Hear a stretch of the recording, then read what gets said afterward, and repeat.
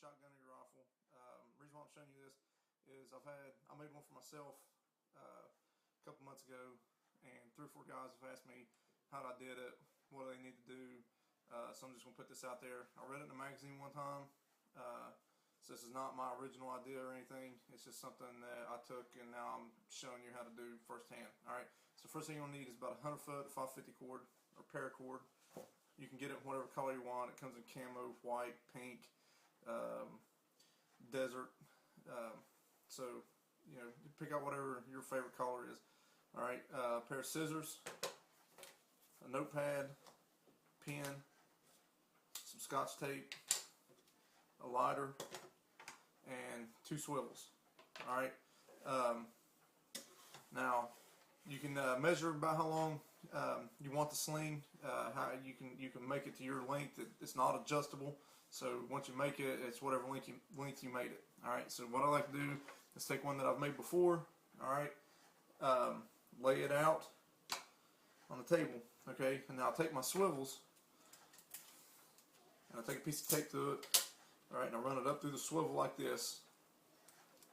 Okay, and I tape it about where the swivels are on the sling that I made before. Alright, I'll put 2 or 3 pieces of tape under each one. Alright, now make sure your knot is nice and secure, okay, and it's not going to pull free just by tugging on it. Alright, and then what you're going to do now is this little piece here that's left over, you're going to take it and clip it down, and then I'll show you what to do with it after that.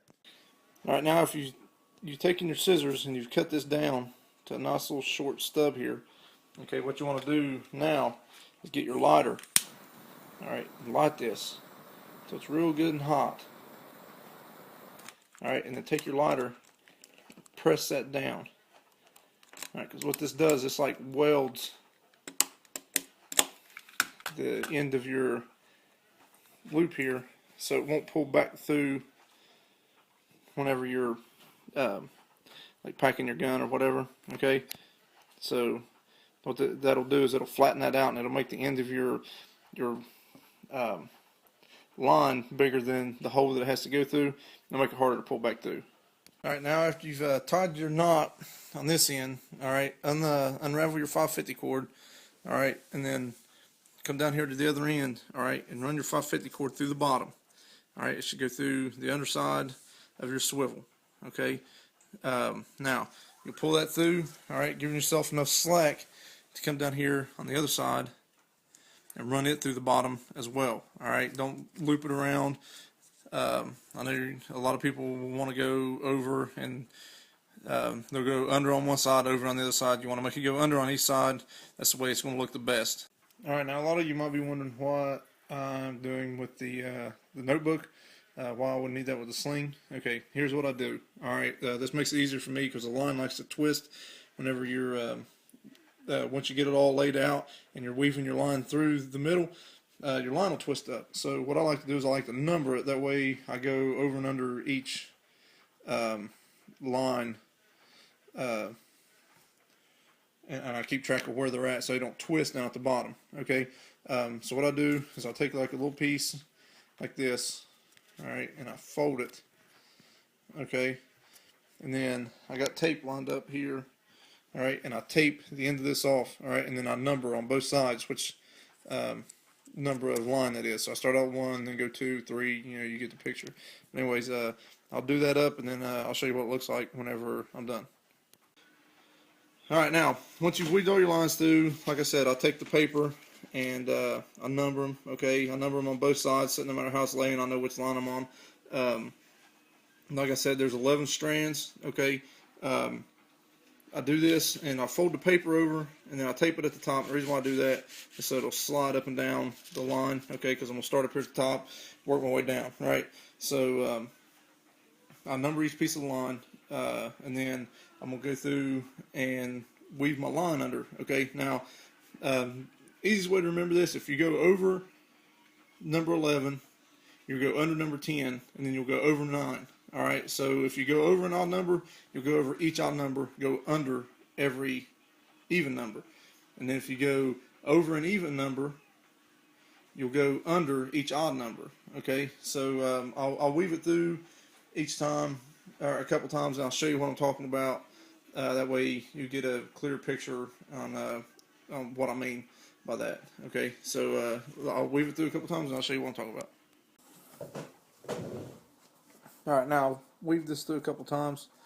Okay, so what I'm gonna do is I'm gonna weave it through, show you what I mean by how you have to weave it over and under. Okay, now start off. I got my number 11 line. I go underneath it, so I'll go over my number 10, under my number 9, over my number 8, under my number 7, over my number 6, under 5, over 4, under 3, over 2, under 1. Alright, now pull it up. Alright, weave it through. Alright, now you have 100 feet of line here, so this is going to take you a second, but pull it all the way through. Pick up your other end. Okay, you're going to go over 1, under 2, over 3, under 4, over 5, under 6, over 7, under 8, over 9. See how they get tangled up there? Over 9, under 10, over 11. Alright, and pull it all through.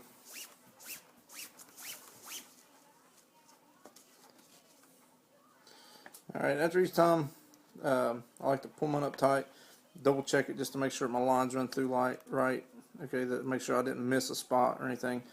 But once you run it through, once you get all the way down at the bottom, you'll have to cut your tags off and then weave it through.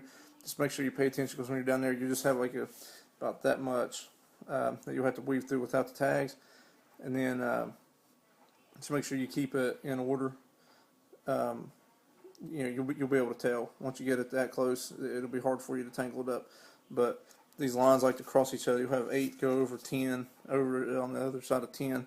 You weave it through and it won't look bad until you get down at the bottom, and then it'll all be jumbled up. Alright, so just make sure you keep, that's the reason why I put the tags on here, just to keep track of what I'm doing. Alright, whenever you're done, just cut your string down to a little piece. I like to make a slip knot on the end here. Okay, just push it through, do your slip knot. Alright, and here I'll tie it off and I'll show you what I mean. I'll make a slip knot like that. Okay, and then what I'll do is I'll pull the string tight, and then once I get the string tight, I'll cut it and then show you what I mean, what you need to do to burn it and seal that off. Alright, just clip it off. Alright, once you tie it, clip it off, heat that up. Alright, and then heat it up real hot, press it with your lighter, and then that'll keep it from pulling back through. It kind of like seals the end of it up, like cauterizes it or welds it or however you want to put it, but it keeps it from pulling back through. Alright, and then once you're done, just tear the tape off at the other end. Alright, you have a finished sling. Alright, and that's what it should look like. And just clean up your mess before your old lady sees it and throws a fit.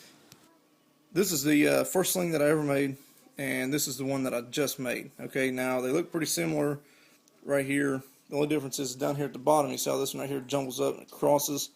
Alright, what happened with that is I didn't number the strings going across on my first one as I did my second one. Now I use this one, it works just fine. The only, it's just not, I just messed up the looks of it. Alright, now if you have any questions on this, you can email me on my YouTube account. I'll try to get back to you as soon as I possibly can. It just might take me a day or so.